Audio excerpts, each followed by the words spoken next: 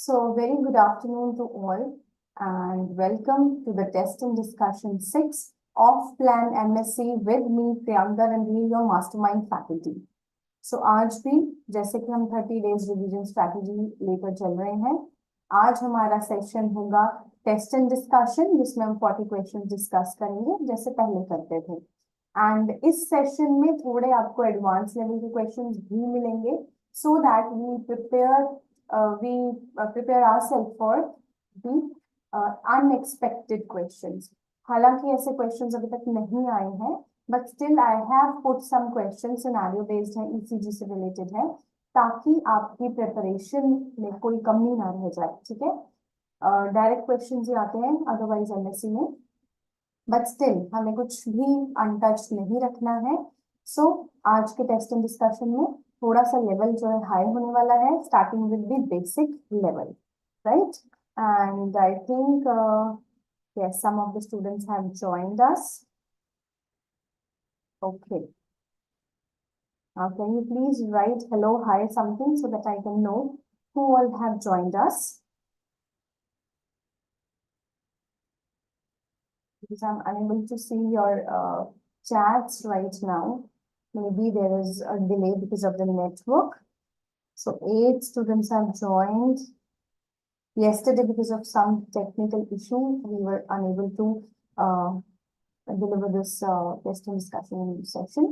So today, जो कल होना था, that test and discussion session is being live today, right?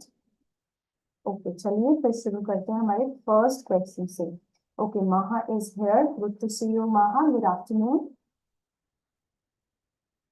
Okay. Before starting, मैं एक दो चीजें यहाँ पे क्लियर करना चाह रही हूँ.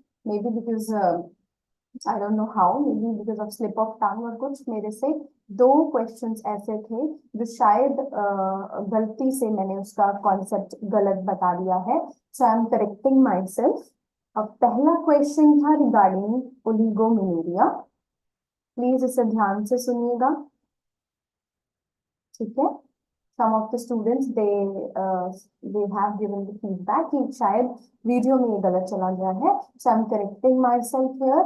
ध्यान रखिए, ओलिगोमेनोरिया अगर जो साइकिल है that is more than 35 days, 30-35 days से ज्यादा है. So साइकिल की ड्यूरेशन अगर बढ़ रही है तो ओलिगोमेनोरिया में आएगा. एंड सेकेंड थिंग इज कि psychosexual theory.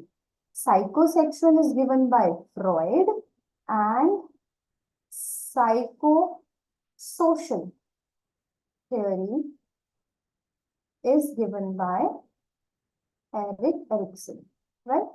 So ये कुछ जो है maybe misunderstanding थी है किसी पार्ट पे. So I'm just clearing it out. Oligomenoria and psychosexual theory and psychosocial theory शायद पिछली वीडियोस में गलत आपको इंफॉर्मेशन मिली है. I am correcting it, please mark it. Okay, yes, now we can come on to our question number 1, which is what is perioperative nursing? Perioperative nursing हमारा live doubt session भी आने वाला है, तो प्लीज स्टूडेंट्स उसमें आप अपनी queries डालिए so that we can discuss some healthy questions, some healthy queries. Maybe आपकी जो क्वेरी हो किसी और की भी क्वेरी होगी, एंड इस तरह से बहुत सारे बच्चों का जो है पॉइंट्स क्लियर हो जाएंगे, राइट? Okay, fine. चलिए, so the first question is about perioperative nursing. See, whenever the word peri comes, उसमें हम ओवरऑल लेते हैं, ठीक है? Overall, peri is all around, right? तो हम ओवरऑल अप्रोच लेते हैं. एंड इसमें मैं पूछा कि नर्सिंग केयर में क्या क्या आता है. प्री ऑपरेटिव आती है, लाइक ऑपरेशन हुआ, ऑपरेशन है उससे पहले की केयर, ऑपरेशन के दौरान की केयर एंड ऑपरेशन के बाद की केयर. तो मैंने आपको वैसे ही बता दिया है, पेरी मीन्स ओवरऑल. सो ये overall will be included in what? It will be included in perioperative care. So ये सारा मिलके क्या बना रहा है? ये बना रहा है पेरी ऑपरेटिव केयर, राइट। सो इसकी वजह से हमारा करेक्ट आंसर क्या हो जाता है, ऑप्शन डी, ठीक है। Yes, most of you have given the correct answer, very good. Okay, so we have Lipika, Muhammad Yasin, Ankita, Janvi, Avantika. Then we have Anandita, Diksha, Satrupa. Very good. Everybody has given the correct answer. Chalo, moving on to the next question. Active immunity is not given by, कौन नहीं देता है। So please understand this concept. एक हमारे पास होती है active immunity, एक हमारे पास होती है पैसिव इम्यूनिटी, राइट। सो इसको मैं कैसे एज अ स्टूडेंट मैं कैसे याद रखती थी। एक्टिव मीन्स कि हमारे इम्यून सिस्टम को एक्टिवली काम करना पड़ता है, बिना काम किए उसे कुछ नहीं मिलेगा, राइट। पैसिव मीन्स कि बैठे बैठे उसकी सैलरी आ रही है, अपने आप काम हो रहा है, उसे एक्टिवली पार्टिसिपेट नहीं करना है, राइट। सो आप ऐसे याद रख सकते हो, एक्टिव मीन्स इम्यून सिस्टम को खुद कुछ प्रोड्यूस करना पड़ेगा, खुद काम करना पड़ेगा। पैसिव में उसे काम करना नहीं पड़ेगा, प्रिपेयर्ड एंटीबॉडीज उसको मिल जाएंगे, राइट। सो हमारा क्वेश्चन है इनमें से कौन सी एक्टिव इम्यूनिटी नहीं देता है। तो एक एक करके एनालाइज करते हैं। किल्ड वैक्सीन, सो क्या किल्ड वैक्सीन एक्टिव इम्यूनिटी देता है या नहीं देता है? यस, बताइए। Killed vaccine, I am getting mixed responses. सब कुछ, कोई ए कह रहा है, कोई C, that means your concept is not clear. देखिए, क्वेश्चन में हमें एक्चुअली ये पूछा है कि पैसिव इम्यूनिटी क्या है ना। पैसिव इम्यूनिटी का एग्जांपल देना है, बिकॉज उन्होंने लिखा है एक्टिव इम्यूनिटी कौन सी नहीं है। गेटिंग माई पॉइंट, ये चीज क्लियर है आपको, समझ रहे हैं ना इस क्वेश्चन को कि एक्टिव इम्यूनिटी कौन नहीं दे रहा है, मीन्स हमने ये बताना है कि पैसिव इम्यूनिटी कौन देता है। सो किल्ड वैक्सीन की अगर हम बात करें, चाहे वो किल्ड है लेकिन उसमें स्ट्रेन तो है ना, that means killed vaccine active immunity provide करेगी। एक्सक्यूज मी, किल्ड वैक्सीन जो है, किल्ड वैक्सीन एंटीजेंस देगी जिसके लिए हमारे इम्यून सिस्टम को एक्टिवली वर्क करना पड़ेगा ताकि वो एंटीबॉडीज प्रोड्यूस करे, मींस ये एक्टिव इम्यूनिटी हुई। सिमिलरली लाइव वैक्सीन या लाइव एटेन्यूएटेड वैक्सीन कहते हैं। लाइव वैक्सीन क्या होती है, विरुलेंस कम कर लेते हैं या उसका डिजीज कॉजिंग पावर को कम कर लेते हैं, स्ट्रेन की, एंटीजन की, एंड फिर हम इंट्रोड्यूस करते हैं। सो अगेन इसमें भी हम एंटीजन इंट्रोड्यूस कर रहे हैं। सो live vaccine is also giving what, active immunity, ठीक है। देन इज इन्फेक्शन, सी पे मैं बाद में आती हूँ। इन्फेक्शन, ना इन्फेक्शन में क्या हुआ है, इन्फेक्शन में एक एंटीजन, माइक्रो ऑर्गेनिज्म से इन्फेक्शन होता है, हम उसे एक फॉरेन बॉडी या एंटीजन के तौर पे देखते हैं in terms of microbiology. So infection जब हुआ है, आपकी बॉडी में एंटीजन आ गए हैं, अगेन हमारे बॉडी को एक्टिवली काम करना पड़ेगा ताकि वो एंटीबॉडीज बनाए। So again this also, infection also gives you active immunity, ठीक है। अब बचता है हमारे पास एक ही option which is hyper immune serum. So C what is serum, ये आप देखिए, इसमें क्या करते हैं, लेट्स सपोज एक एंटीजन किसी एनिमल की बॉडी में, यूजुअली हम हॉर्सेस, मंकीज ये सब लेते हैं, ठीक है, उनकी बॉडी में इंसर्ट करते हैं। मंकी की बॉडी या उस पर्टिकुलर एनिमल की बॉडी जो है एंटीबॉडीज बनाती है। वो जब एंटीबॉडीज बन जाती है तो उनका सीरम लेकर, see the word is serum, उनका सीरम लेकर इंसर्ट किया जाता है ह्यूमंस में।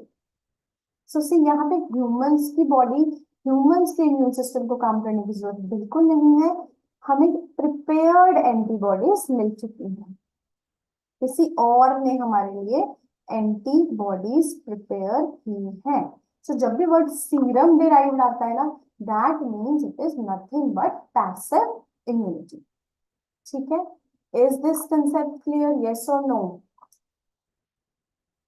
यस और no? Hi Primla, just tell me, write yes or no or give thumbs up, anything. Is this concept clear? Active और passive का difference आपको पता चल गया? Passive is like Zomato. आपको भूख लग रही है, go and just order it. Active में आपको किचन में जाके खुद खाना बना के खाना पड़ेगा. So this is the simplest example. इसको याद रखना, you will never forget active and passive, right? I think सिर्फ मोहम्मद यसीन को समझ आई है, उसने यस कहा है, बाकी किसी को समझ नहीं आई है. ओके, ठीक है, now I am getting the replies, fine. Okay, moving on to the next question. Yeah, very easy, very direct question, but कई बच्चे इसमें कंफ्यूज हो जाते हैं. Where that I tell you.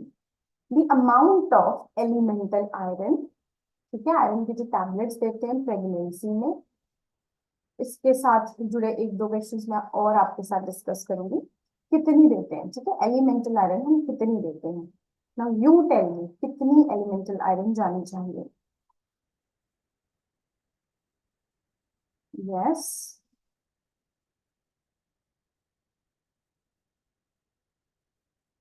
Coffee study, what a unique name, I love this name. Coffee study ने answer सही दिया है. Yes, it is 60 mg. Everybody is giving correct answers. 60 mg. So कई बच्चे ग्राम और mg में कंफ्यूज हो जाते हैं, इसीलिए उन्होंने ऐसे दिया है. So don't get confused. हमेशा यूनिट्स पढ़कर देन गिव योर आंसर्स, ठीक है. 60 mg. अच्छा, इससे रिलेटेड एक क्वेश्चन है. सबसे पहला, आयरन हम कब नहीं देते हैं प्रेगनेंसी में? सो आयरन हम फर्स्ट ट्राइमेस्टर में नहीं देते हैं. We don't give iron. इसके काफी जो है कैरेटोजेनिक इफेक्ट्स हैं. We only give folic acid in the first 3 months. उसके बाद we start iron and calcium, ठीक है. सो आयरन नहीं देना है.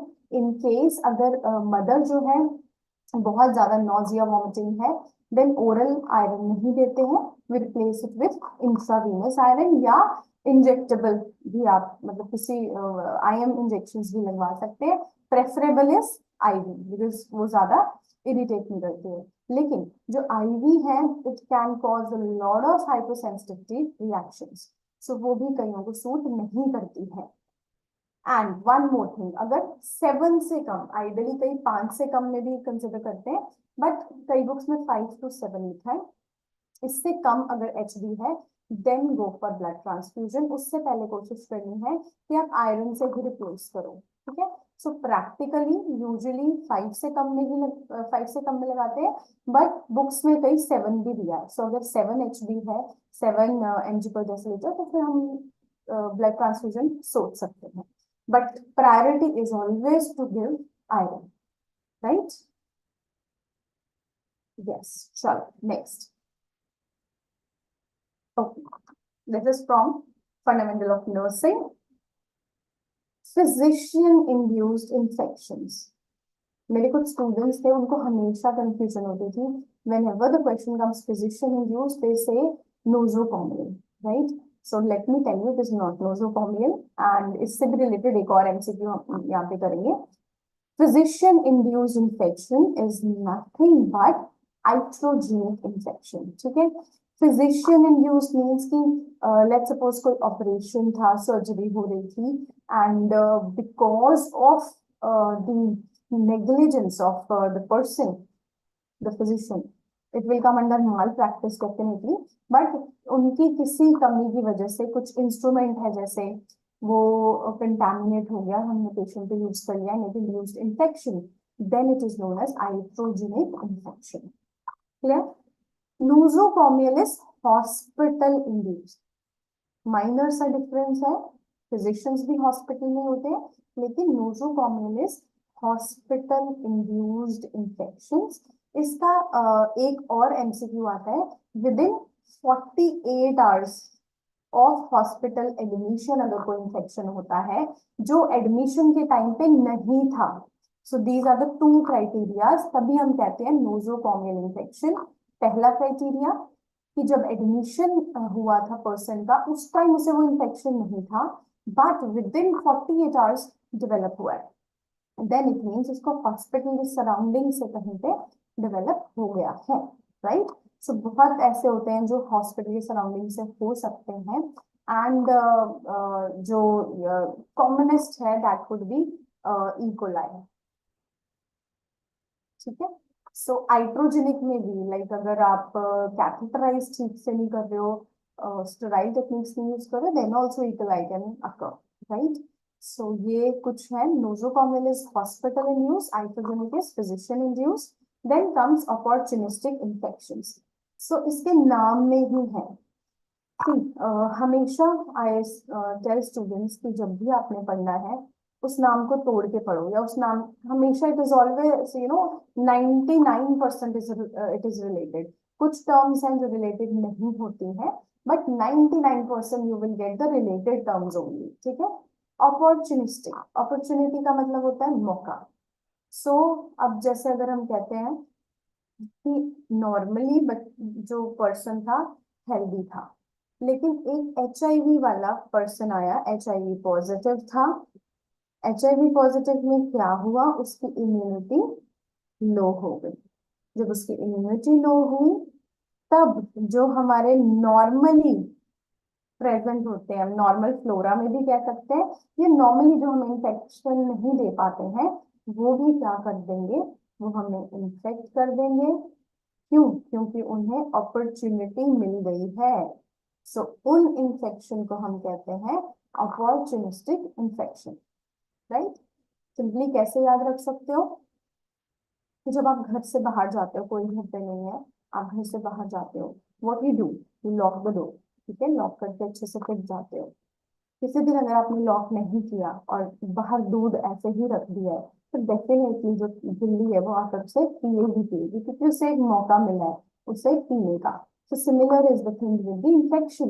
बिल्ली रोज आपके घर के आसपास होती है, लेकिन उसको मौका नहीं मिलता क्योंकि डोर लॉक होता है, तो दूध बच जाता है। इस केस में भी वही है, जब तक वो लॉक इम्यूनिटी का है, इम्यूनिटी जो है अच्छी है, means it is you have a locking, good locking system, तब तक आप पर्सन को कुछ नहीं होगा।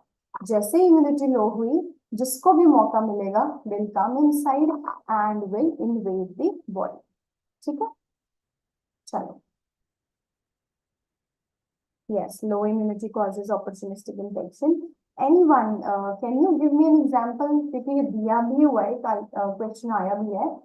HIV के केस में सबसे कॉमन opportunistic infection कौन सा होता है? Who is going to tell me? बताओ, किसी ने सुना है? Opportunistic infection कौन सा होता है in case of HIV? The most common one in case of HIV. Yes, सुना भी होगा आपने वैसे। It is Numa, yes, Numa से कुछ याद आया, न्यूमोसिस्टिस निमोनिया, ठीक है। सो ये एक और आपका स्टार मार्क क्वेश्चन है जो आपसे पूछ सकते हैं। HIV के केस में कॉमनेस्ट इन्फेक्शन जो है वो कौन सा होता है, that is pneumocystis pneumonia, right. Okay, इसको हम क्या फॉर्म देते हैं, PCP, it is PCP,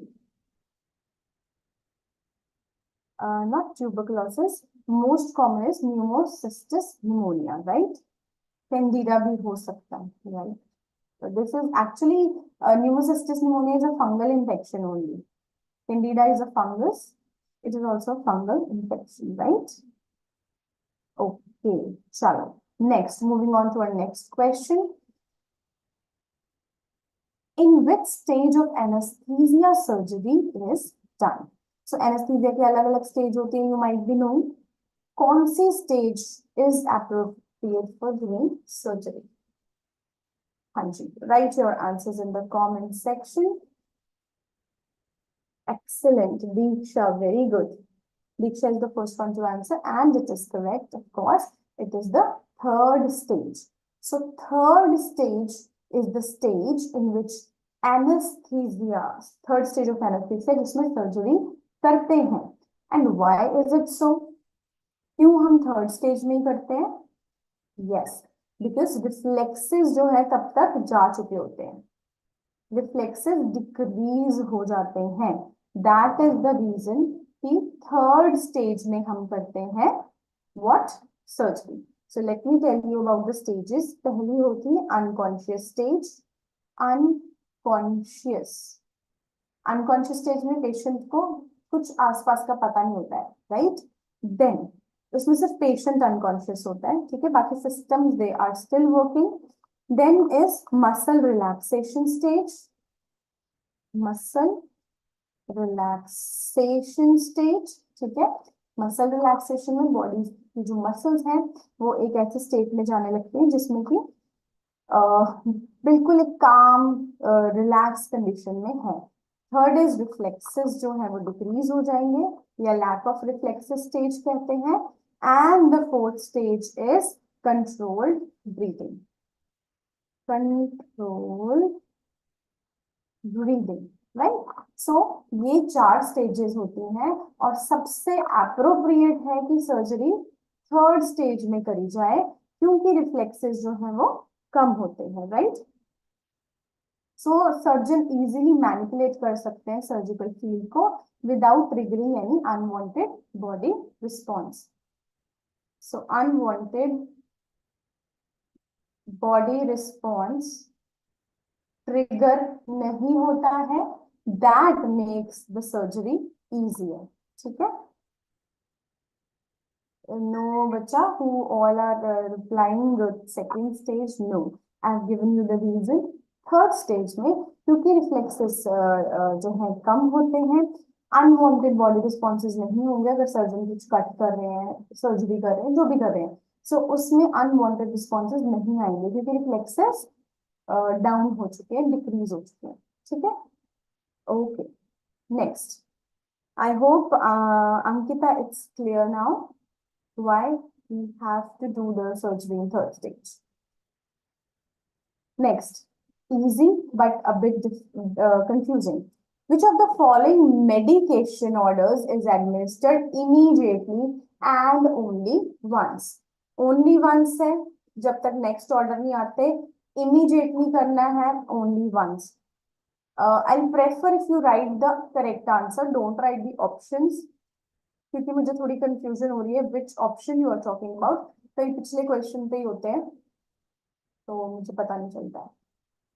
so immediately जो भी ऑर्डर्स हैं they are stat orders, right? Stat orders एकदम से देना है, दैट इज स्टैट ऑर्डर्स, ठीक है। नाउ PRN, PRN एक लैटिन वर्ड से डिराइव हुआ है, पता है किसी को क्या है PRN? यस, इट इज प्रोवीनेटा, ठीक है।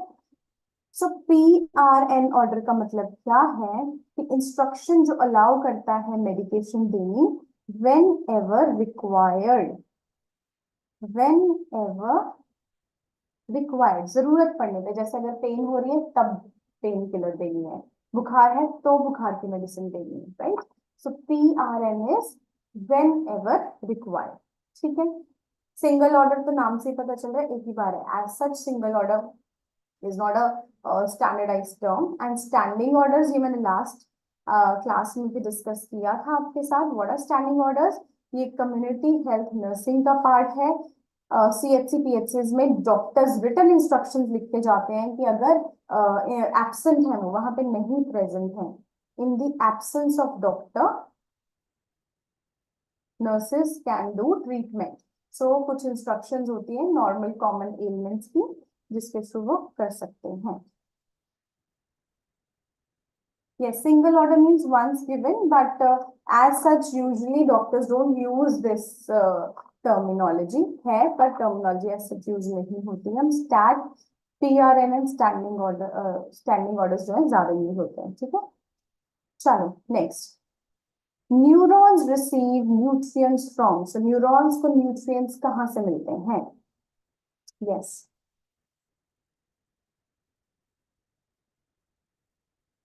yes, Avantika, you're right. Neurons. Now, next question. Neurons receives nutrients from.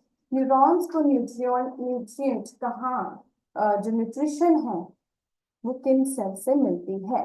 Yes, very easy, very nice, it is nothing but glial cell. तो ये डायरेक्ट क्वेश्चन है, न्यूरॉन्स को कहाँ से मिलती है न्यूट्रिशन? ग्लाइल सेल से। एरिथ्रोसाइट्स, एवरीवन नोज की these are blood forming cells। Monocytes, platelets, ये सारे जो हैं हमारे हमारी जो मोनोसाइट्स है इम्यूनिटी में हेल्प करता है, प्लेटलेट्स जो है क्लॉटिंग में हेल्प करता है, and there are only glial cells जो न्यूरॉन से रिलेटेड है। Yes Mukesh, correct answer, right. चलो next, the operating system that runs from a hard disk drive. So एक हमने लास्ट सेक्शन में पढ़ा था, द टर्म वाज बूटिंग, ठीक है। तो उसमें बूटिंग में क्या करते थे, जो ड्राइव है उसको ऑपरेटिंग सिस्टम रेडी करता था। Now the operating system that runs from a hard disk drive, वो आपने बताना है कि कौन सा है। Yes, which operating system runs from hard disk drive? Okay, I'm getting, yes, it is hard disk है ना, बाकी तो अंदर ही होते हैं। हार्ड डिस्क है, so it is CD ROM, it is CD ROM, very good. चलो नेक्स्ट, नाउ ये मुझे स्टूडेंट्स ने बोला था कि ECG जो है वो दिखाई जाए। एक मिनट, आई थिंक ये आपको विजिबल नहीं होगा बिकॉज मेरी इमेज ऊपर आ रही है। ECG, let me just adjust the image so that you can see it clearly. Is the image of ECG better now? दिख रहा है सबको ECG की image? Yes or no? Answer देने की जल्दी होती है जो मैं पूछती हूँ उसका भी जवाब दो। Is it visible? आपको ECG क्लियर दिख रही है?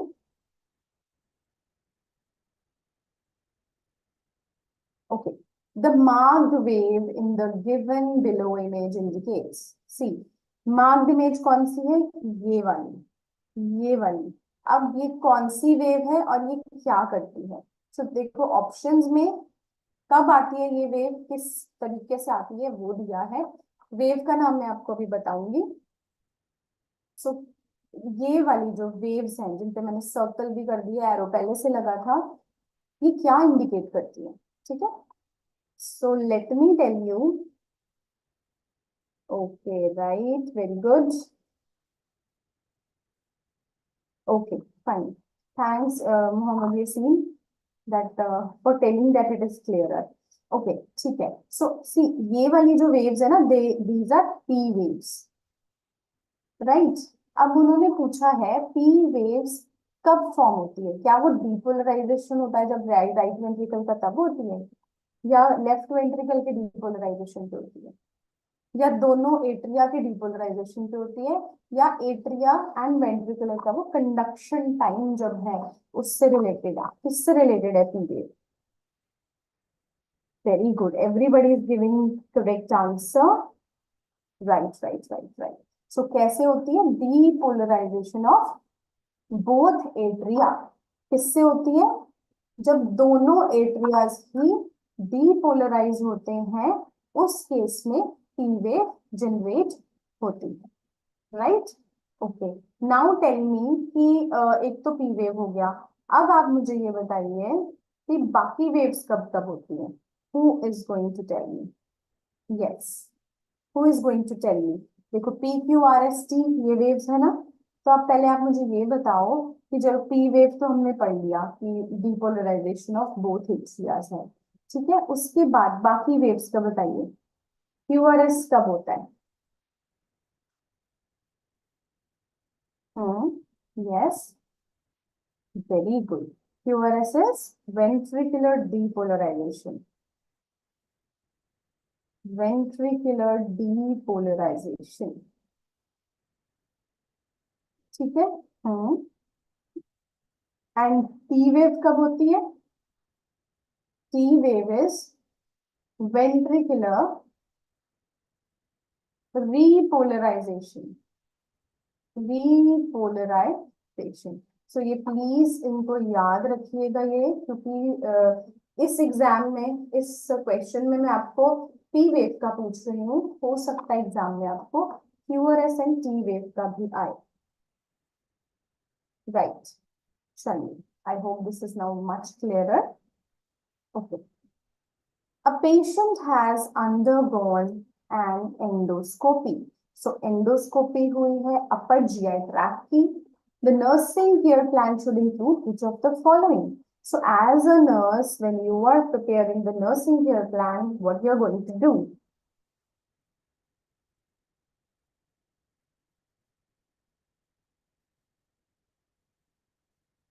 Yes.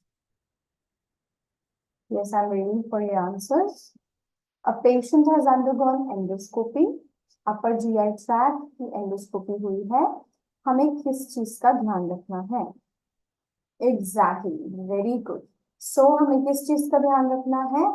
तब तक फूड नहीं देना है जब तक गैग रिफ्लेक्स जो है प्रेजेंट नहीं होता है. क्यों? जब तक गैग रिफ्लेक्स प्रेजेंट है. क्यों? क्योंकि अगर फूड देंगे तो एस्पिरेशन के चांसेस बढ़ जाएंगे. So with holding the food until a gag reflex is present, जब तक नहीं आता है गैग रिफ्लेक्स तब तक नहीं देना है. गैग रिफ्लेक्स क्या है? जैसे अंदर लाइक एकदम से वॉमिट करने का मन करता है, ठीक है, so that is gag reflex. तो तब तक खाना नहीं देना है, क्योंकि एंडोस्कोपी में उन्होंने गैग रिफ्लेक्स को सप्रेस कर देते हैं. सो अगर गैग रिफ्लेक्स सप्रेस है तो एस्पिरेट हो सकता है, राइट? यस. चलो next. To prevent foot drop in a patient with bucks traction, the nurse should. क्या करना चाहिए? पेशेंट को बक्स ट्रैक्शन लगा है, फ्रैक्चर है पेशेंट का, बक्स ट्रैक्शन लगा है, क्या करना चाहिए कि उसकी जो फुट ड्रॉप है वो ना हो? Yes, to prevent foot drop. Yes, very good. Ensure proper body positioning. Ensure proper body positioning. तो किसी बक ट्रैक्शन में एक प्रॉपर आपको अलाइनमेंट चाहिए. अगर पोजीशनिंग सही होगी फुट ड्रॉप नहीं होगा. प्रॉपरली वेट जो है वो बैलेंस किया हुआ है, फुट ड्रॉप नहीं होगा, right? Okay. Now using the rule of 9 किसमें होता है? ये बर्न्स में, ठीक है. बर्न्स में हम यूज करते हैं रूल ऑफ 9. तो इन्होंने बोला है कि रूल ऑफ 9 यूज कीजिए और बताइए कितना परसेंटेज बर्न हुआ है अगर बोथ आर्म्स बर्न है. दोनों आर्म्स बर्न है तो कितने परसेंट बर्न हुआ है? Yes. Okay,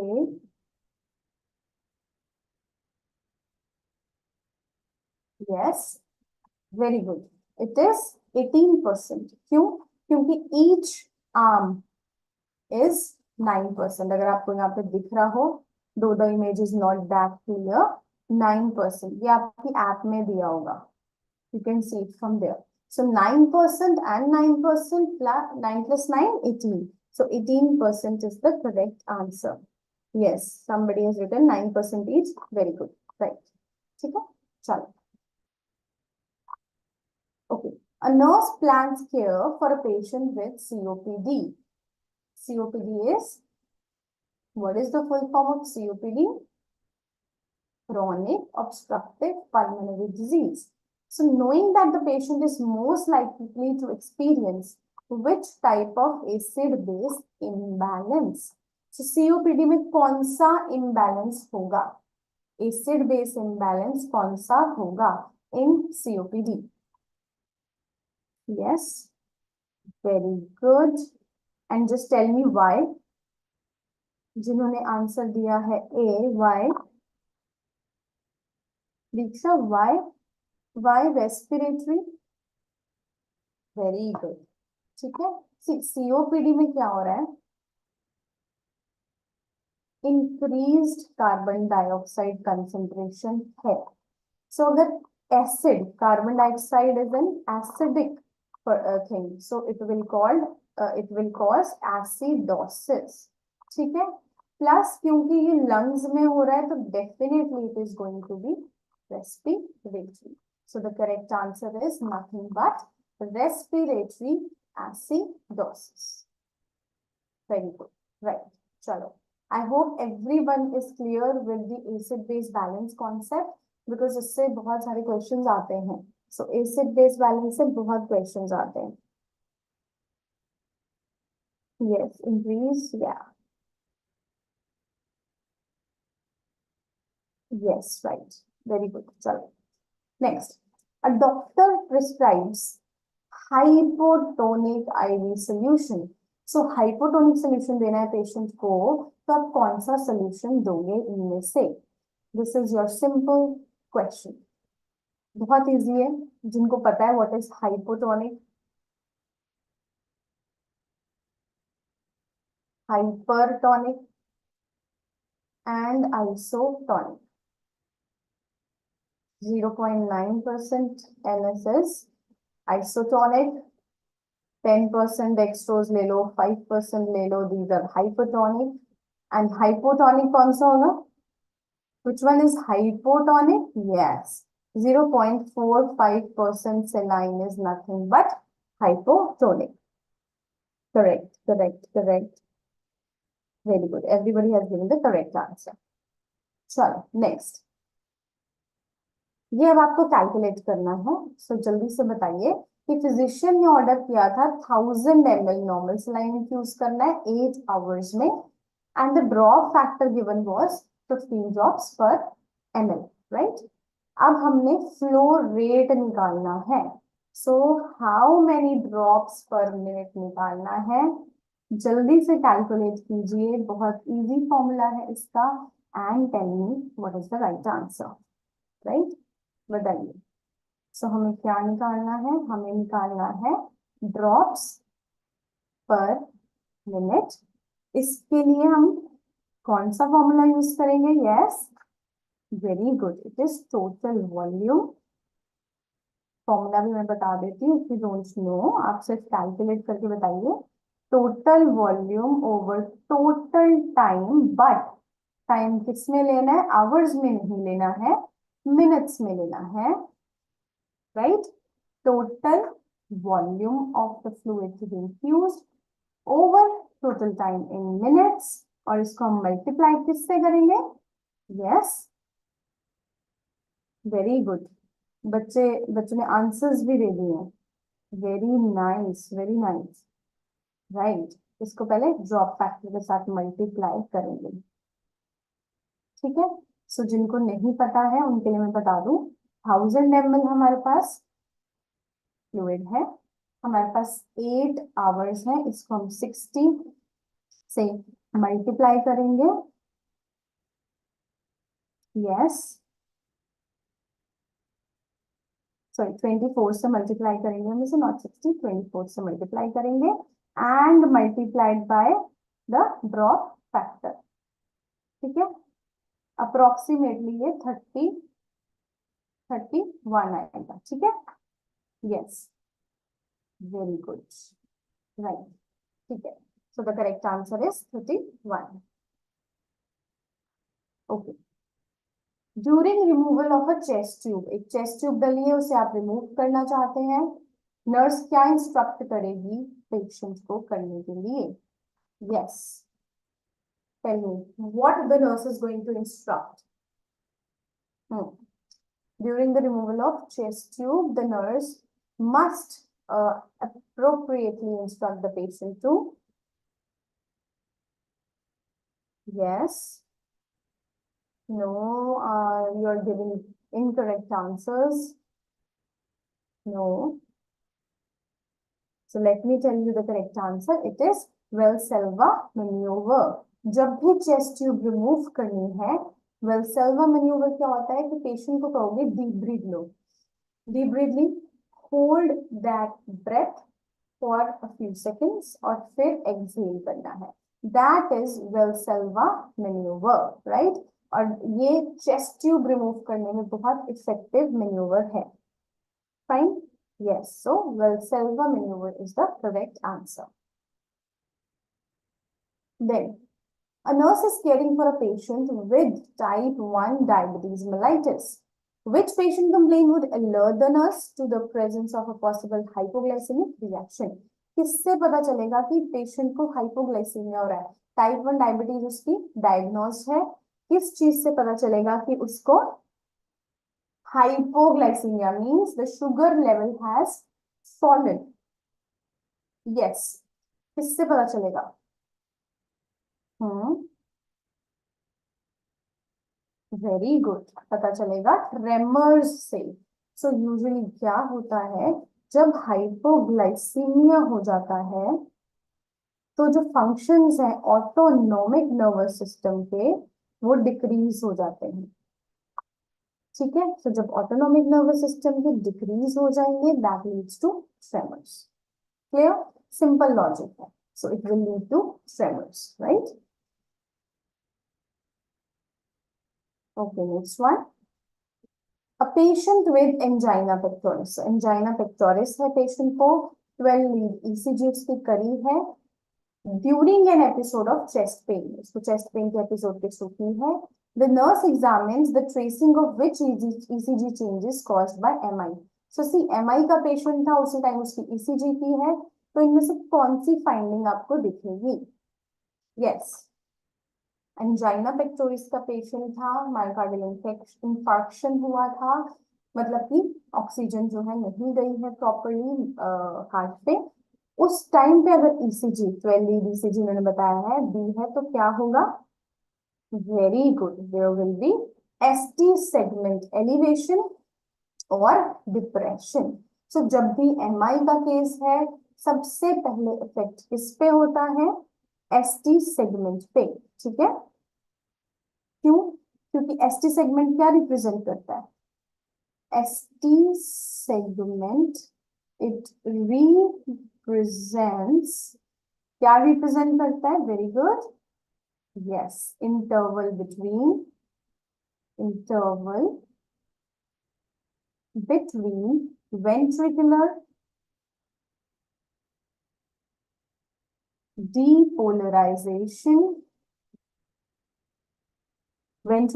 depolarization and repolarization, right? So इसीलिए सबसे जल्दी आपको ST सेगमेंट्स में चेंजेस दिखेंगे। ठीक है, ओके फाइन, चलो next. I hope you like that question, क्योंकि ECG बहुत जने कह रहे थे ECG नहीं समझ आ रहा, ECG नहीं समझ आ रहा। So these are the kind of question you can get in ECG। इससे ज्यादा I don't think they are going to ask you. Okay, ये बहुत बड़ा क्वेश्चन है, ऑप्शंस बड़े हैं, तो मैं थोड़ा सा साइड पे कर लेती हूँ। ओके, मैं आपको पढ़ के बता देती हूँ। The community health nurse notes several suspicious bruises. So बहुत सारे सस्पिशियस ब्रूजेस है, मतलब पता नहीं चल रहा है कि किस वजह से हो रहे हैं।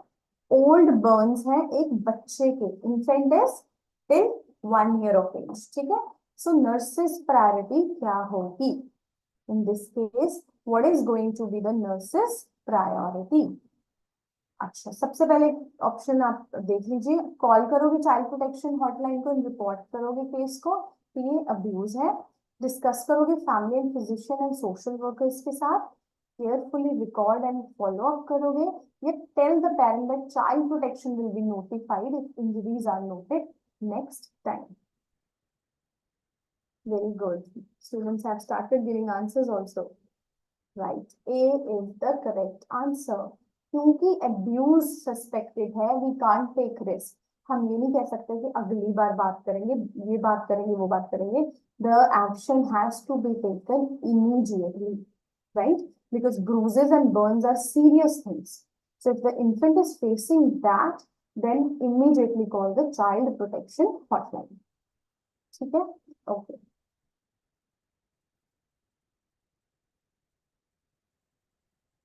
एंड वीडियो आप देखते जरूर हो, पर लाइक भी कर दिया करो if you really like it, you know it gives us motivation. So please do like the video also, देखो भी, लाइक भी करो एंड शेयर भी करो।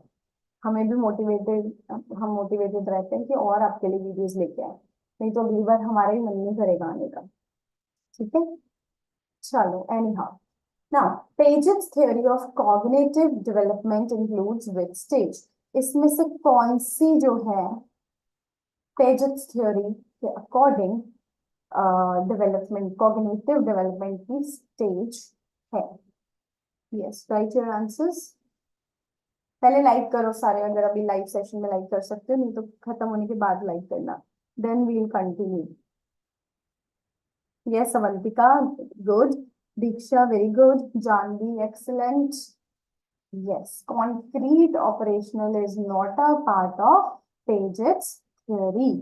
ठीक है, सो पेजेट थ्योरी में कॉन्क्रीट ऑपरेशंस नहीं है।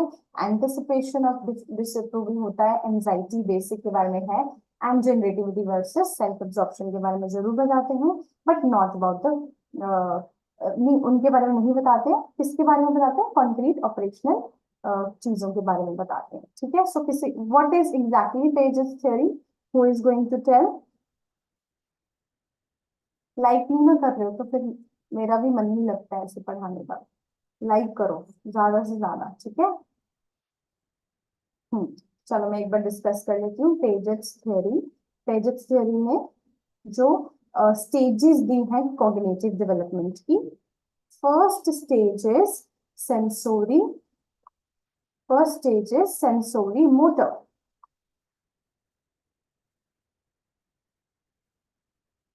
Let me write it again for you.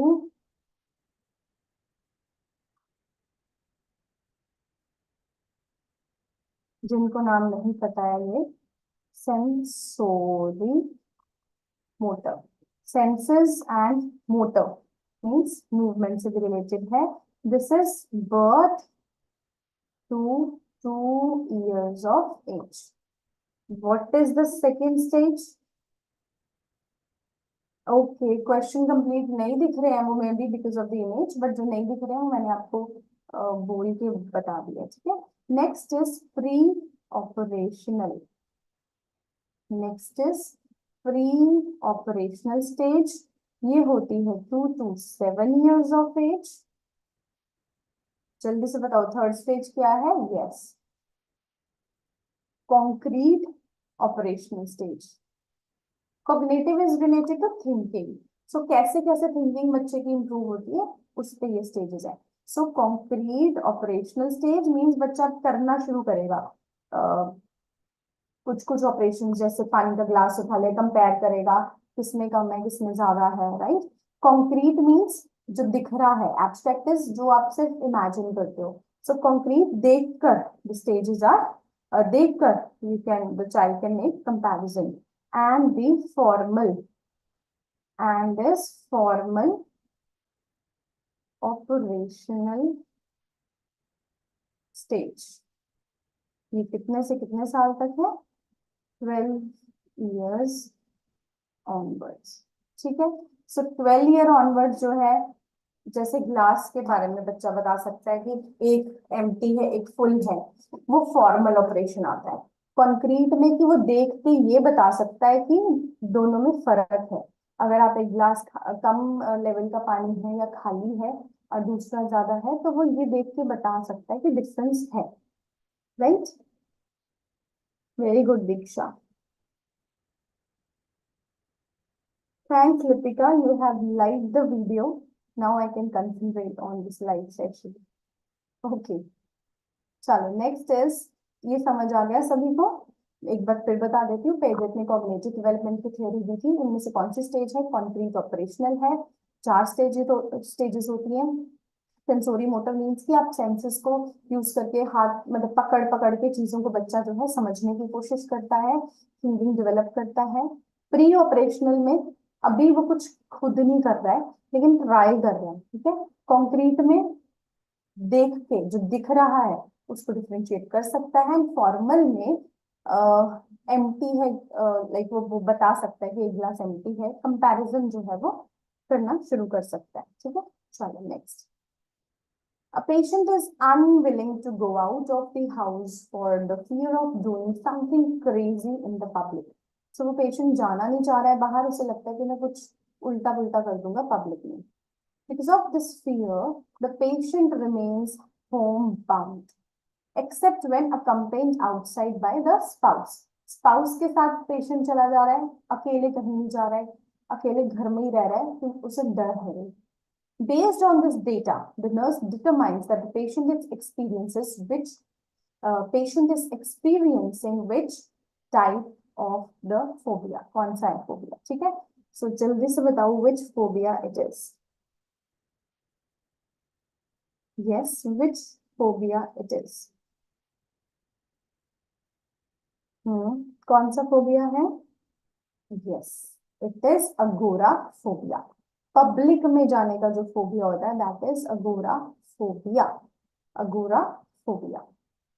ठीक है, फाइन. चलो, why it is not social phobia? Social phobia agoraphobia में क्या डिफरेंस है?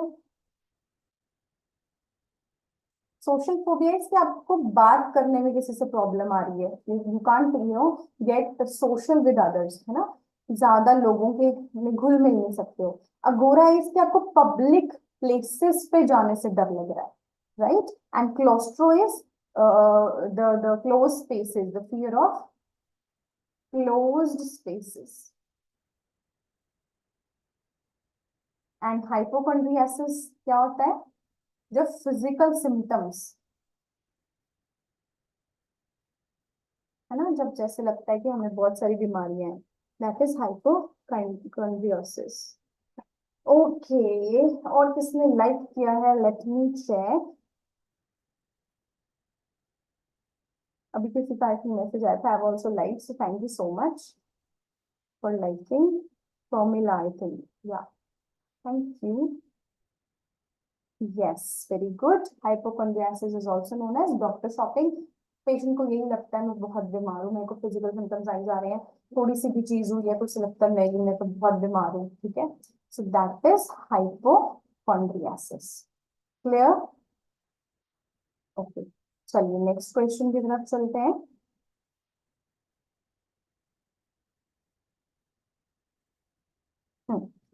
A decrease in which of the following neurotransmitter? Decrease बताना है आपने न्यूरोट्रांसमीटर का जो डिप्रेशन करता है.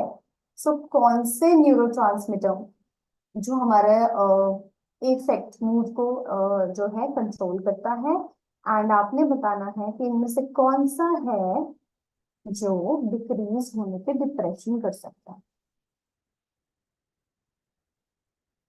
Okay, very good.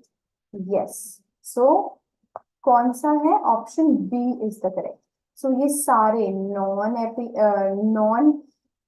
Nor epinephrine, serotonin, dopamine, ये सारे अगर डिक्रीज्ड हैं, it will lead to depression in the mood.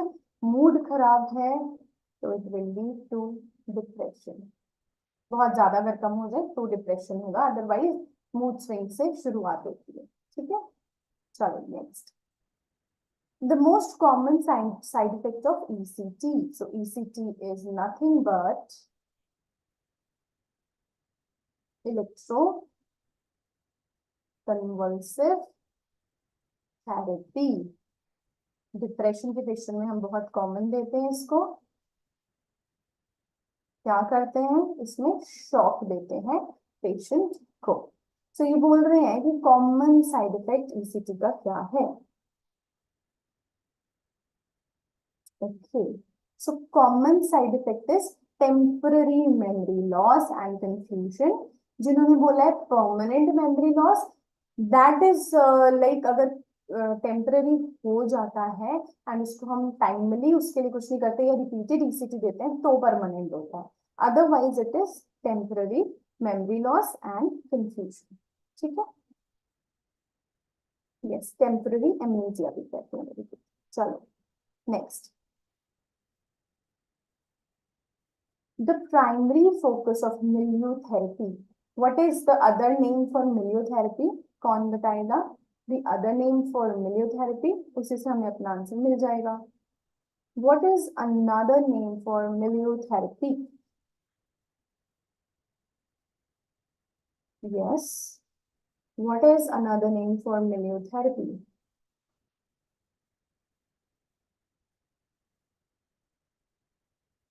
I'm not asking you the answers. Just tell me another name for milieu therapy.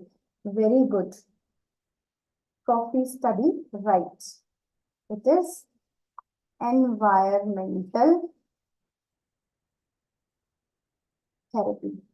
Means हमने environment को change करना है, आसपास के जो उसका एनवायरनमेंट है पेशेंट का, उसको चेंज करने पे जो हम इम्प्रूव कर सकते हैं उसके सिम्टम्स को, right. So the living, learning और द वर्किंग एनवायरनमेंट, जब भी किसी भी तरह के एनवायरनमेंट में हम वर्क करते हैं to improve the symptoms of the patient, then it is known as nothing but milieu therapy. ठीक है. No, therapeutic community is entirely a different concept.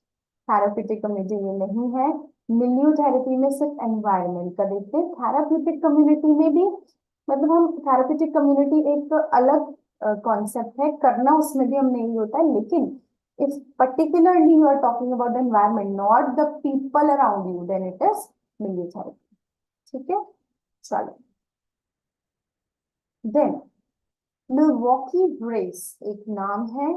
It is use for the management of, direct question है ये, किसकी management के लिए हम इसको use करते हैं. Guess who is going to tell me.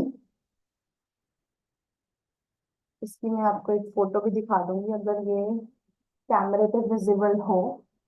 Is it visible? Is it visible? Focus हो रहा है, देखो. Milwaukee brace. Is it visible? Yes or no?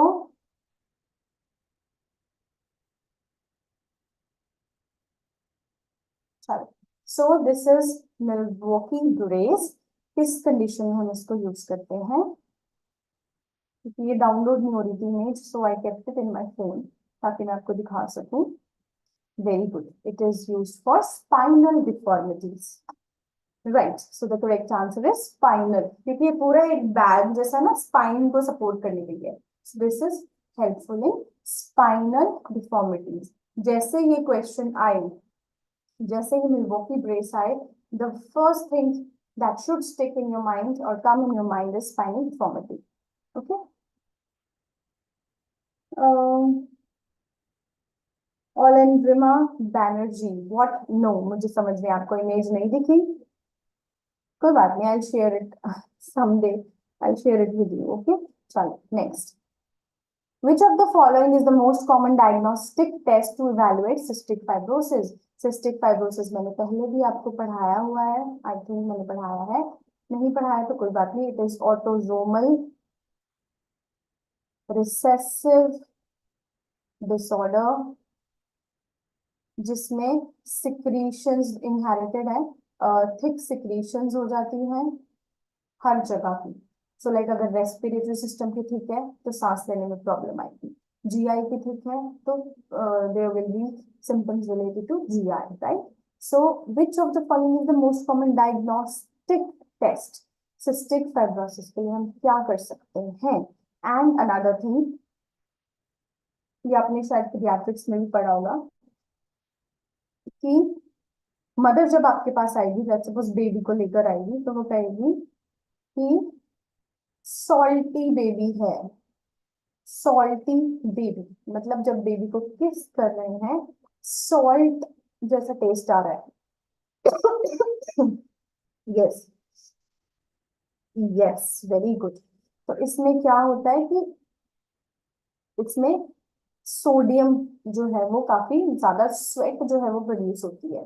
So that is why हम क्या करेंगे, स्वेट क्लोराइड टेस्ट करेंगे, right. Excuse me. So we will do sweat chloride test.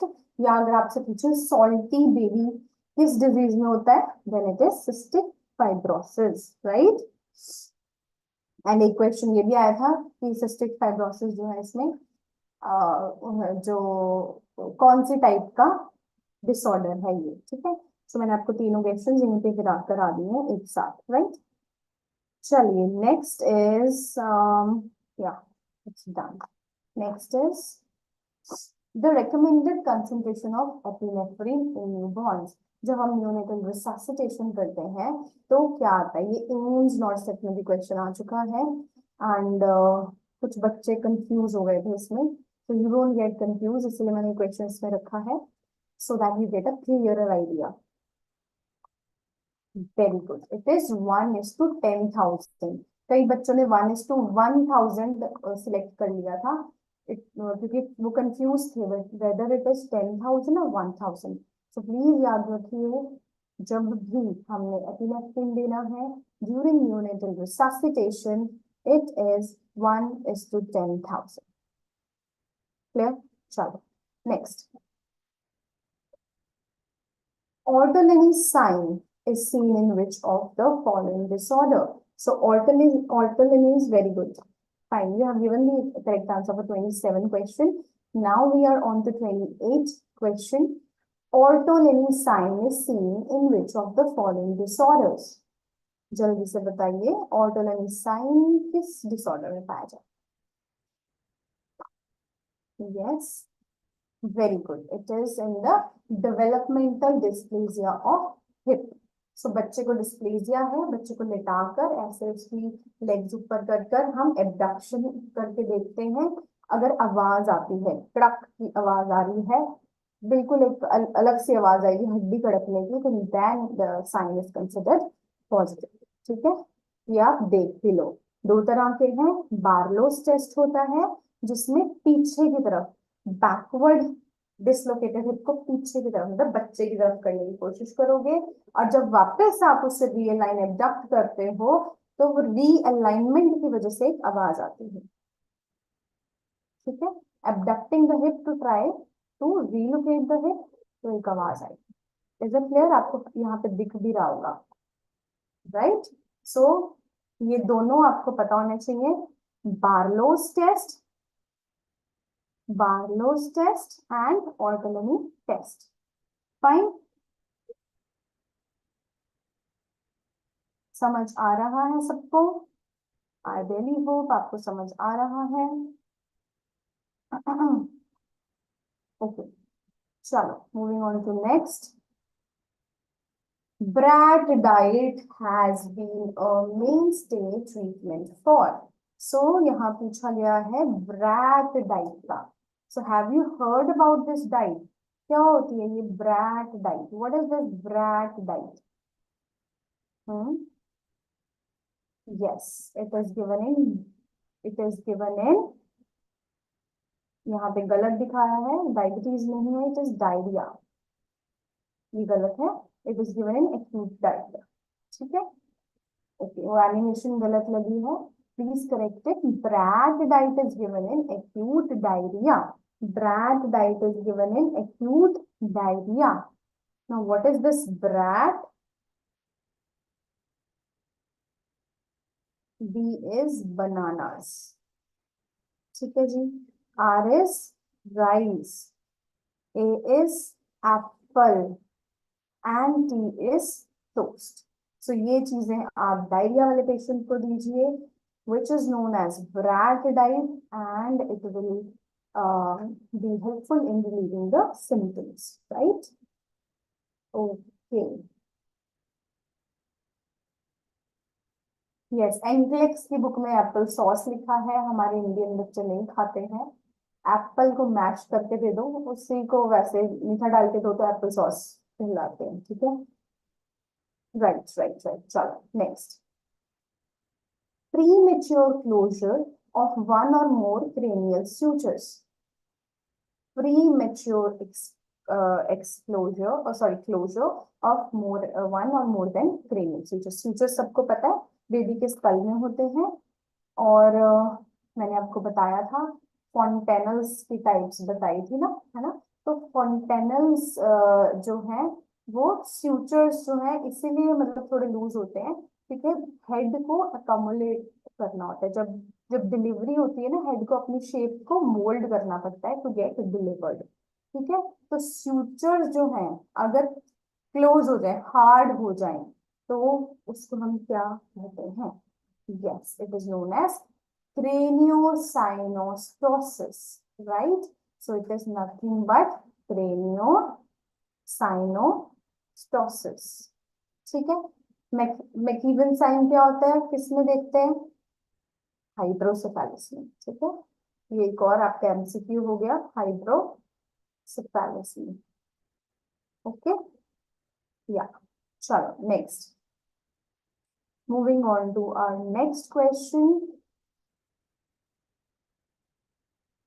Yes, एक और यहाँ पे एक एमसीक्यू आपका ये हो गया. एक एमसीक्यू और आता है कि मैकीवन साइन का दूसरा नाम क्या है. तो हम कहते हैं क्रैक्ड पॉट साउंड.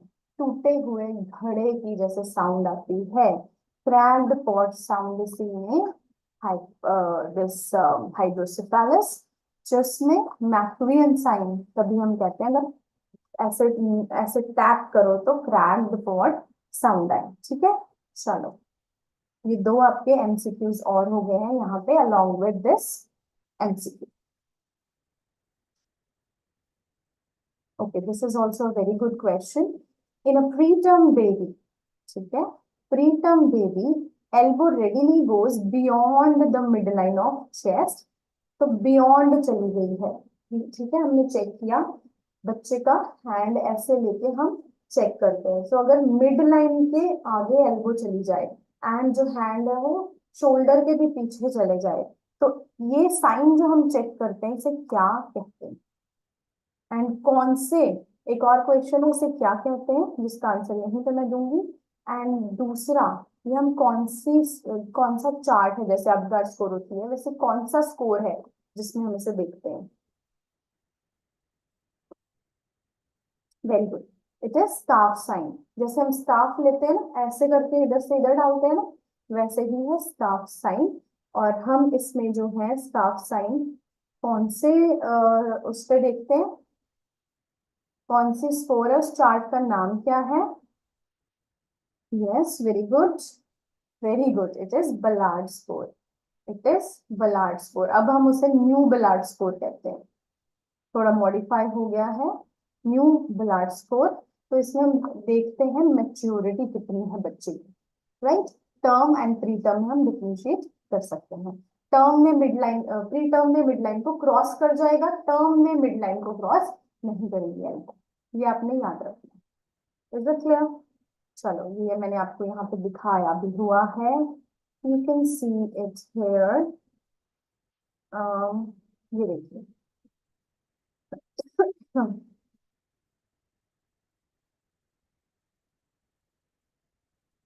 क्या, सो इन्फेंट मेच्योरिटी बताता है कि प्री टर्म है, टर्म है. अगर मिड लाइन, ठीक है, ये देखो जैसे ये दिखाया ना, ये वाला मिड लाइन और एल्बो दिखाया है.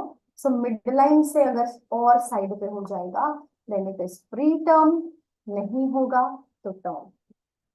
Yes, new Ballard score. ठीक है, is it clear to everyone. क्यों करते हैं हम, कौन से स्कोरिंग में करते हैं, ऑल इज गिवन हियर. चलिए, moving on to the next question. Which correlation is strongest? ये आपके नर्सिंग रिसर्च का क्वेश्चन है, स्टैट्स का क्वेश्चन है. इनमें से कौन सी वैल्यू देख के, कोरिलेशन कोफिशिएंट की वैल्यू देखकर आपको पता चलता है that the correlation is strongest. कौन सी वैल्यू, जल्दी से बताइए. Yes, very good, the correct answer is -1. So minus में वैल्यू जो होती है, माइनस वाली हमेशा स्ट्रॉन्गेस्ट कोरिलेशन दिखाती है. ठीक है, लेट्स सपोज जो कोफिशिएंट ऑफ कोरिलेशन है उसको हम रिप्रेजेंट किससे करते हैं, आर के साथ. ठीक है, ये याद रखना है. लेट्स सपोज एक ग्राफ है, let me draw it again. सीधा ड्रॉ नहीं हुआ. ओके, यस, वेरी बैड, मुझे सीधा ड्रॉ नहीं हुआ इस पे. एनी हाउ, आप समझ जाना, ठीक है, क्योंकि ये जो है इलेक्ट्रॉनिक पैड्स हैं, इन पे ड्रॉ करना थोड़ा टीडियस हो जाता है. बट मेन थिंग इज कि आप फोकस करो कॉन्सेप्ट पे. ठीक है, so okay, so R is the coefficient of correlation. So अगर अगर एक ग्राफ हम ड्रॉ करते हैं और वो ग्राफ इस साइड को जा रहा है, ये सारी वैल्यूज है, ये डॉट डॉट डॉट डॉट ये वैल्यूज है, ठीक है। एंड यहाँ पे लिखा हुआ है R इज 0.4, ठीक है। तो इसको हम क्या कहेंगे? It is a positive correlation, it is a positive correlation. ये बेसिक बेसिक चीजें ही आपको आनी चाहिए। अब ठीक बनाए graph. Okay, now if R is equal to 0, ये आपको ग्राफ पता होना चाहिए, ठीक है। R is equal to 0, values जो है स्कैटर्ड सी है थोड़ी, R 0 है, that means there is no correlation, ठीक है। देयर इज नो कोरिलेशन, नहीं है उनमें कोई भी रिलेशन, ठीक है, वेरिएबल्स में नहीं है। एक तरफ वेरिएबल, ये वेरिएबल्स को ही हम देख रहे हैं ना, दोनों में है कि नहीं, isn't it? Right right, okay. And अगर वैल्यूज जो है हमें डिक्रीजिंग ट्रेंड दिखाती है, ये वैल्यूज आपने प्लॉट करी हैं, R is equal to minus 0.4, it is known as negative correlation and the strongest one, ठीक है। सो ये आपको पता होना चाहिए। पॉजिटिव कोरिलेशन किसे कहते हैं, नो कोरिलेशन कब कहेंगे, एंड नेगेटिव कोरिलेशन कब कहेंगे। So is it clear?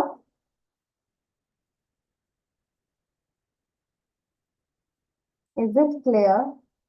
Strongest हम कहेंगे 1 के आसपास जब भी होगी इट इज स्ट्रॉन्गेस्ट, ठीक है। ओके, चलो next. The researcher has secretly placed him or herself as a member of the group. So let's suppose I am a researcher, मैंने जिन पे स्टडी करनी है मैंने उन्हें नहीं बताया कि आई एम अ रिसर्चर, मैं चुपके से एज अ पेशेंट बनकर उनके बीच में चली जाऊंगी।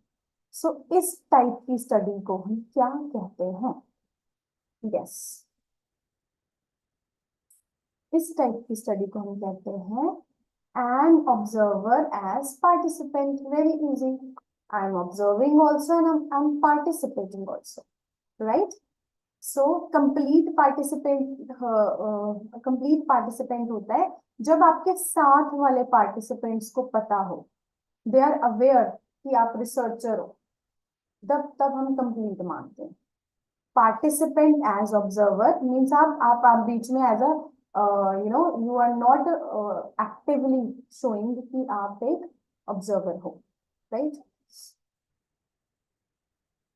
पार्टिसिपेंट एज ऑब्जर्वर वैसे नहीं होता है, बट स्टिल इसमें 2-3 क्राइटेरियाज होते हैं कि या तो रिसर्चर खुद पार्टिसिपेट कर रहा है, ठीक है, कंप्लीट पार्टिसिपेंट हो गया, एंड सबको पता है कि रिसर्चर जो है पार्टिसिपेट कर रहा है।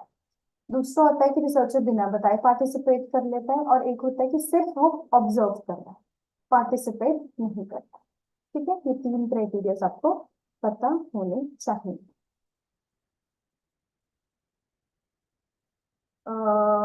Coffee study you have said complete. It is not complete because the researcher is doing it secretly. अगर वो सबको बता देता then it is complete, ठीक है। Is it clear?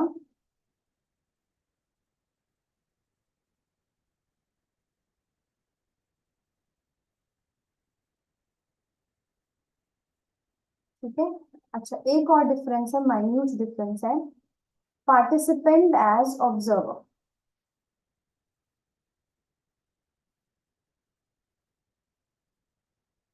Participant researcher जो है वो पार्टिसिपेंट भी है प्लस वो ऑब्जर्वर भी है, ठीक है। सो पार्टिसिपेंट एज ऑब्जर्वर इसमें क्या होगा कि the researcher is a member of the group being study, ठीक है, even though they do not fully interact, मतलब पार्शियल इंटरैक्शन होगी,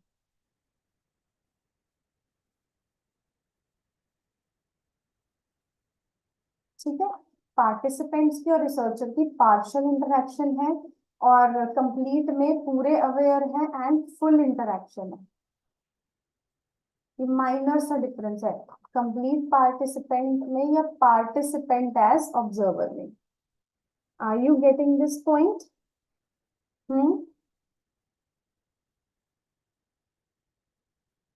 यस और नो?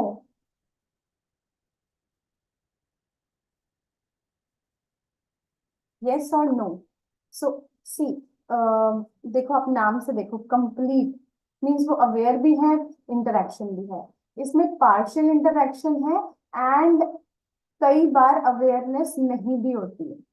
हो सकता है पार्टिसिपेंट्स को नहीं पता है कि हमारे बीच में एक रिसर्चर है, तो दोनों कंडीशंस हो सकती हैं, राइट? यस। कंप्लीट में सब कुछ पता है आपके पार्टिसिपेंट्स को कि आप रिसर्चर हो, आप ऑब्जर्व करने आए हो। पार्टिसिपेंट एज ऑब्जर्वर में हो सकता है इंटरेक्शन हो बट उन्हें पता नहीं है कि आप एक रिसर्चर हो। एंड ऑब्जर्वर एज पार्टिसिपेंट में तो आप उन्हें कुछ भी नहीं पता है, आप सीक्रेटली बस उनके साथ चले गए हो, है ना? कुछ कुछ लोगों को अगर पता है तो पार्टिसिपेंट एज ऑब्जर्वर हो जाएगा। क्लियर है? ये आप एमएससी में जाकर डिटेल्स में और पढ़ोगे। फॉर नाउ आपको पता होना चाहिए कि या तो रिसर्चर बता रहा है कि मैं रिसर्च करने आया हूँ, या नहीं बता रहा है, सीक्रेटली आ रहा है, या पार्शली पता है। ठीक है, चलो इंटरेक्शन है बट पार्शली अवेयरनेस है। Okay, then the abduction of the upper extremities and extension of the arms by the neonate followed by adduction on a loud sound or sudden movement is called, ये बहुत easy है, reflex. Who knows it? Yes. Who is going to answer?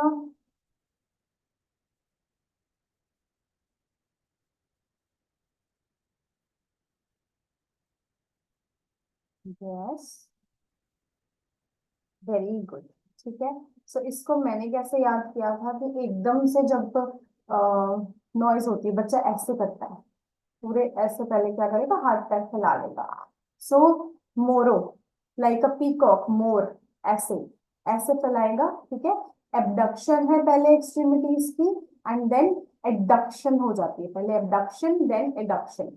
सो मोर की तरह जब फैलाता है there is abduction, तो फिर हम उससे कहेंगे मोरो रिफ्लेक्स। तो हम आप इसको ऐसे याद कर सकते हैं, right? Okay, fine. Next, following birth and after obliteration the umbilical veins form। so birth के बाद जब obliterate हो जाती है umbilical vein तो वो क्या बनाएगी?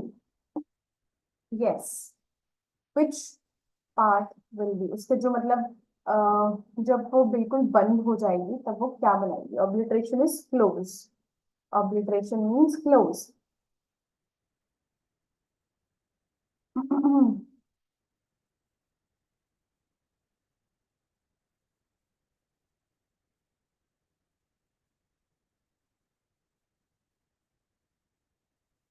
yes, very good, it is known as ligamentum venosum। very nice। so ये आपने याद रखना है, जब अम्बिलाइकल वेन जो है वो स्टॉप होके बंद हो रही है तो वो लिगामेंटम विनोसम कहेगी। याद कैसे रखना है? वेन है, वेन ही आगे विनोसम, लिगामेंटम विनोसम, राइट? चलो, NADA's criteria are used for. So there is a criteria known as NADA's criteria. This is used for, yes, NADA's criteria is used for, very good. It is used for assessment of child for the degree of dehydration. ठीक है, so NADA's criteria में क्या करते हैं? NADA's में usually it is, NADA's की full form पता है किसी को? Not able to drink anything। ठीक है, सो इसमें हम जो है असेस करते हैं चाइल्ड की डिग्री ऑफ डिहाइड्रेशन। ठीक है, नडास criteria. Okay,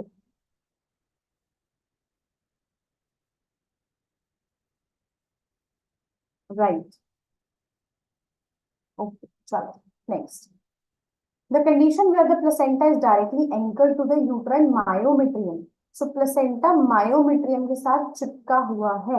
This condition is known as, yes, this condition is known as placenta eccarata. जब myometrium के साथ चिपक जाए, it is known as eccarata. Very good. Copy study has given the right answer. Retained placenta होता है कि जब delivery के बाद जो प्लेसेंटा है वो टाइमली रिमूव नहीं, लाइक द फोर्थ स्टेज वो टाइमली रिमूव नहीं कर पा रहे, फोर्थ स्टेज भी लेबर की आ चुकी है, ठीक है, टाइमली रिमूव नहीं हुआ है, थर्ड स्टेज निकल गई है और फिर भी प्लेसेंटा नहीं निकला, it is known as retained placenta, या टूटा हुआ निकला है तो कुछ बिट्स रिटेन्ड होते हैं, ठीक है, कंप्लीट नहीं निकला है। बाइपार्टेट एक प्लेसेंटा जो है दो में डिवाइड होता है, ठीक है, एक ही प्लेसेंटा दो में डिवाइड होता है, मतलब प्रॉपरली वो नहीं है, एक नॉर्मल प्लेसेंटा जैसा होता है वैसे नहीं है, पार्टीशन है, दो में डिवाइड है। सर्कमवैलेट होता है कि जो बाहर की है लेयर उसके साथ कुछ इस तरह से जो कॉर्ड है वो लगी है मार्जिन के साथ, सो दैट इज सर्कमवैलेट। एक मार्जिनेटा भी होता है बट सर्कमवैलेट में होता है कि डिस्क शेप एक बन जाता है, ठीक है। चलो next, the fetal blood flow through placenta is, so fetal blood flow placenta के थ्रू कितना जाता है, this is very direct and easy question, it is nothing but 600 ml per minute. So एक मैं आपको एक ट्रिक बताती हूँ याद करने की। सी, अगर आपको क्वेश्चंस आते हैं रिलेटेड टू प्लेसेंटा, ध्यान से सुनिएगा, चाहे वो फ्लो रेट है, चाहे वो वेट ऑफ प्लेसेंटा है, या अगर पीपीएच में आता है कि ब्लीडिंग कितनी हुई है, एक्सेसिव ब्लीडिंग पीपीएच में कितनी है ना, क्या करके चलते हैं, इन सब से रिलेटेड आता है। यूजली आप हर जगह देखोगे या तो 60 है या 600 है, ठीक है। सो 60s वाले ही लाइन है, चाहे फ्लो रेट हो, चाहे वेट हो, चाहे ब्लीडिंग हो, 60 to 600, या तो 60 आंसर है उसका या 600 है।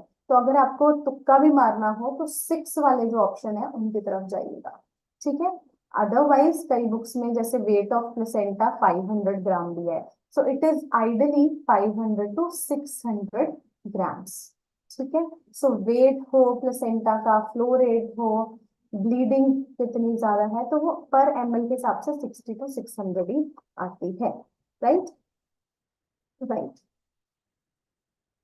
ब्लीडिंग ऑल्सो जैसे 500 ml है, सो बेसिकली 500 to 600 के बीच का ही क्राइटेरिया है, आपको गेस करना है। अब देखो यहाँ पे जैसे दिया हुआ है इनमें सारे ऑप्शन है 500 भी है, ठीक है। सो हम 600, यूजुअली जो फ्लो है 600 वाले ज्यादा है, तो 500 से 600 की रेंज है, आपको अगर चूज करना है तो 500 600 वाले ऑप्शन में से ही चूज करना है, चूज द बेस्ट वन। इसमें फीटल ब्लड फ्लो 600 था, अगर आपने वेट करना है तो आप 500 वाला कर लो, वो ब्लड लॉस करना है तो भी 500 वाला कर लो, ठीक है।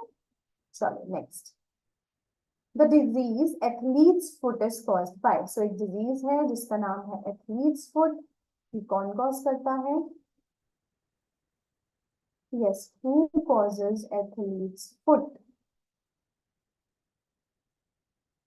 yes, very good, very good, it is fungal disease. Coffee study has given the correct answer, it is fungal disease, athlete's foot, ठीक है। पसीना ज्यादा आने से फंगस डेवलप हो जाता है ना, उसकी वजह से ये होता है।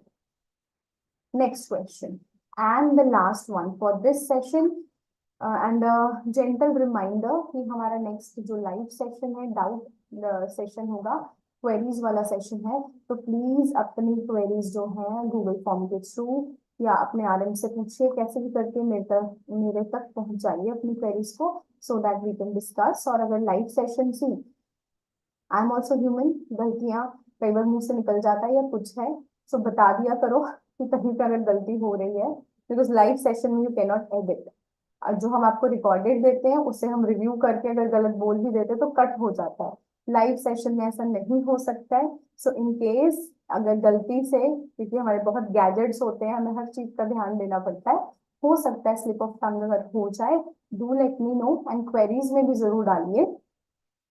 मुझे बिल्कुल बुरा नहीं लगेगा if you do that, I will appreciate that rather, क्योंकि यस हो जाती है गलती, मेरे से भी हो सकती है, इट्स नॉट कि मेरे को सब कुछ आता है, I am still learning and I keep on learning, right.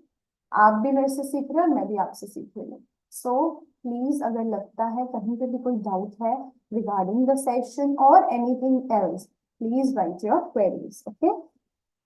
चलो, then uncoordinated movement of the extremities in a patient with a traumatic brain injury. So uncoordinated movement, brain trauma की वजह से अनकोऑर्डिनेटेड मूवमेंट्स हो रही हैं।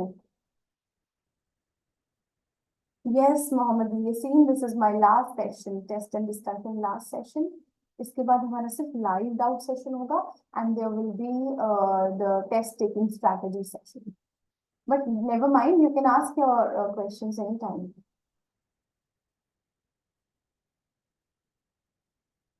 Thanks, Priya. Okay, it's Priya Mondal. Thank you so much. दीक्षा, मुझे नहीं पता अभी एडमिट कार्ड कब आएगा। I search the website, research करते हैं, अपनी टीम को भी लगाते हैं, देखते हैं जैसे आएगा आई लेट यू नो, ठीक है। चलो, वो मेरे नाम का भी कोई स्टूडेंट मुझे अब दिखा है, Priyanka Malik. Okay, hi Priyanka, nice to see you. आप पहली बार सेशन लगा रहे हो आई सपोज, मैंने कभी आपका नाम नहीं देखा। Anamika, umbilical vein, remnant ligamentum. Okay, let me check once.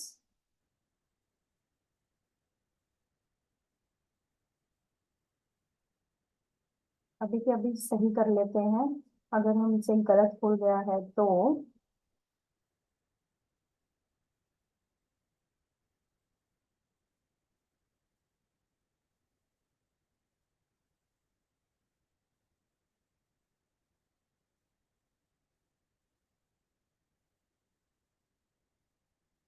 Okay, right, मैं उस क्वेश्चन पे दोबारा आती हूँ, वेट, आई थिंक इसमें मार्क गलत हुआ है, वेयर इज दैट क्वेश्चन, यहीं पे ठीक कर लेते हैं अभी। Yes Anamika, you are right, you are absolutely right, इसको करेक्ट कीजिए। लिगामेंटम विनोसम जो है ये है रेमिनेंट, और कई बार ना क्योंकि हमारे पास स्लाइड्स बन के आती हैं, सो एक बार हो सकता है कि गलत हो जाए। Remnants of ductus venosus is ligamentum venosum and the umbilical vein, remnant of, ये प्लीज सभी मार्क कर लीजिए अगर आपने कहीं लिखा भी है, umbilical vein, remnant of umbilical vein is ligamentum terrace,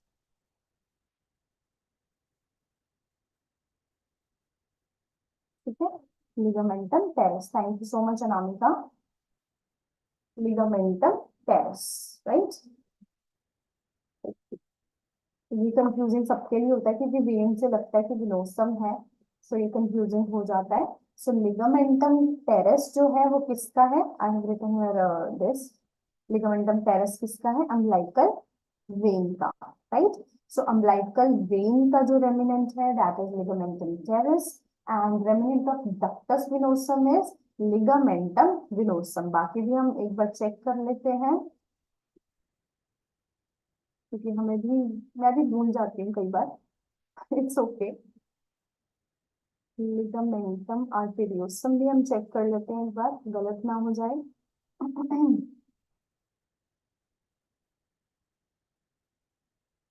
yes, ligamentum आर्टेरियोसम ductus arteriosus का है, ये सारे आप एक जगह लिख लीजिए,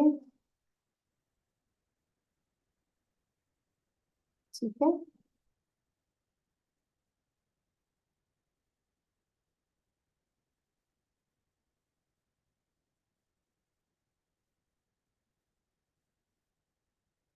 जो अम्बिलिकल लिगामेंट्स है ना, what are they are the fibrous bands, and these bands are located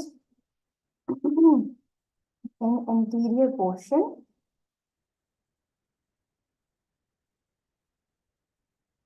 of abdomen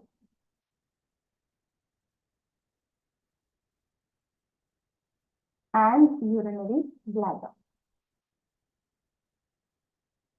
Dominant है ये, ठीक है. So ये सारे जो है ये आपको पता होने चाहिए. Fine. Yes, this is how discussion is. बिल्कुल बहुत like I really like it कि we are discussing it. आपसे मेरे को सीखने को मिल रहा है, मुझे आपसे सीखने को मिल रहा है.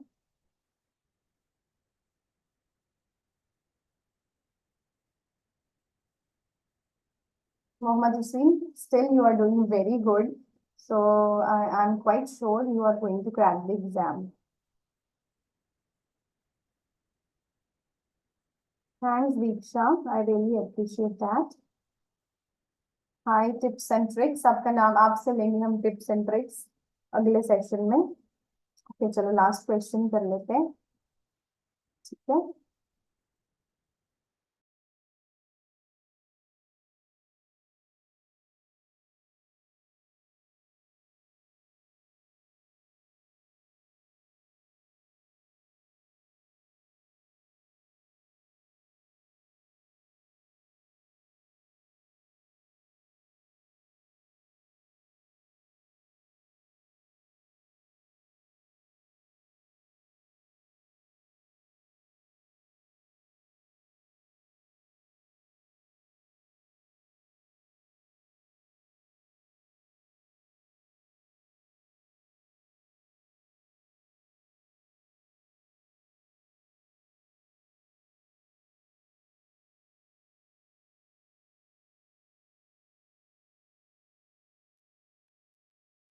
सादिया, हेलो.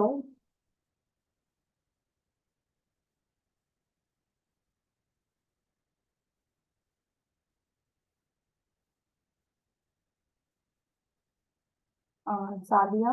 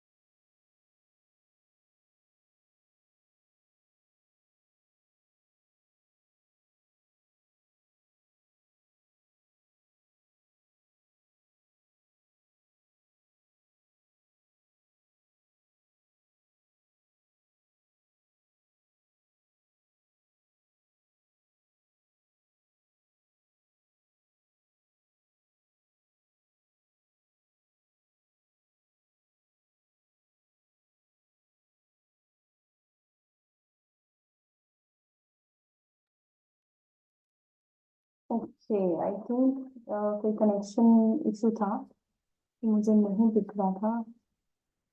या I am back again. Are you guys still there? So yes और नो. मैंने दोबारा क्योंकि ज्वाइन किया है.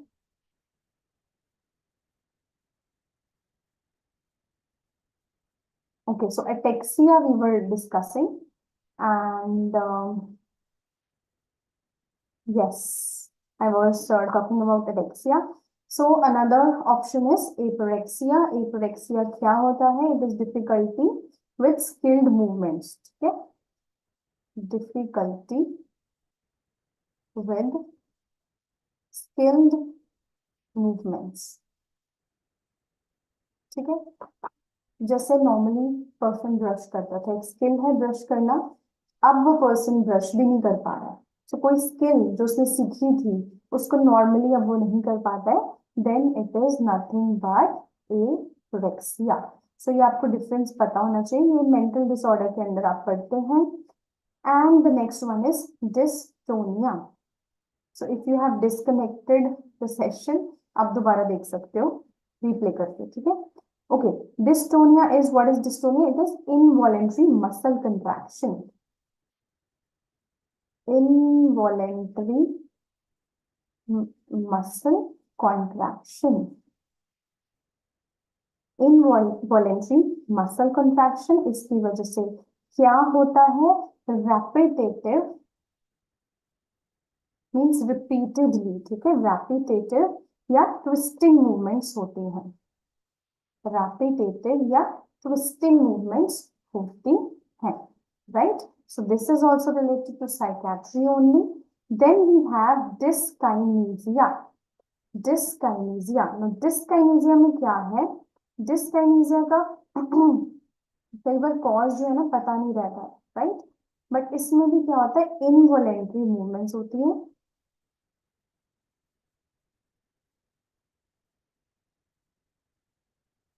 जैसे अगर कोई लिख रहा है तो ऐसे ऐसे शेकी मूवमेंट्स होंगी, हाथ हिलेगा. ठीक है. And you know movement of face, arm, Trunks, legs, सबकी इनवॉलेंट्री मूवमेंट्स होती हैं. डिस्काइनेसिया और डिस्टोनिया में माइनर सा डिफरेंस है. ठीक है.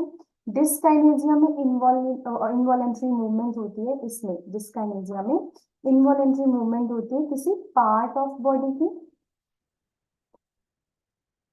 या फिर एंटायर बॉडी की.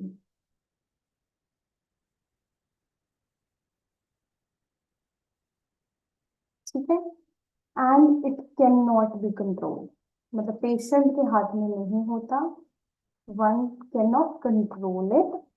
डिस्टोनिया इनवॉलेंट्री है, स्टिफिंग या कंट्रैक्शन ऑफ मसल्स है, लेकिन कई बार आप उसको कुछ हद तक यू कैन कंट्रोल. ठीक है. सो ये बेसिकली डिफरेंस है दोनों के बीच में, right? Okay, now let me check your comments if you are still present. I think most of the students might have thought कि ये disconnect हो चुका है. Right. Okay, so ataxia will, yeah, ठीक है, तो it's okay. So that's all for this session. Next session हमारा जो है query and test and discussion session. ये this is last test and discussion session. Test taking strategies का होगा. And बस आपका टाइम आने वाला है, एग्जाम का भी आ जाएगा. मॉक टेस्ट जरूर दीजिए. मॉक टेस्ट में कोई कंफ्यूजन है, ask me in the queries. And किसी ने आई थिंक पूछा था कि मॉक टेस्ट 3 में शायद कुछ कंफ्यूजन थी, प्लीज स्पेसिफाई कौन सा क्वेश्चन है. मैं भी ढूंढती हूँ कि बच्चों ने कौन कौन सी क्वेरीज दी हैं, and then we are going to discuss the queries, right? So thank you for joining the session with patience and participating so well. और एक डिस्कशन सेशन बनाया, that I really appreciate that, and I hope आगे भी हम ऐसे एक दूसरे से सीखते रहें. So till then, take care. Bye bye.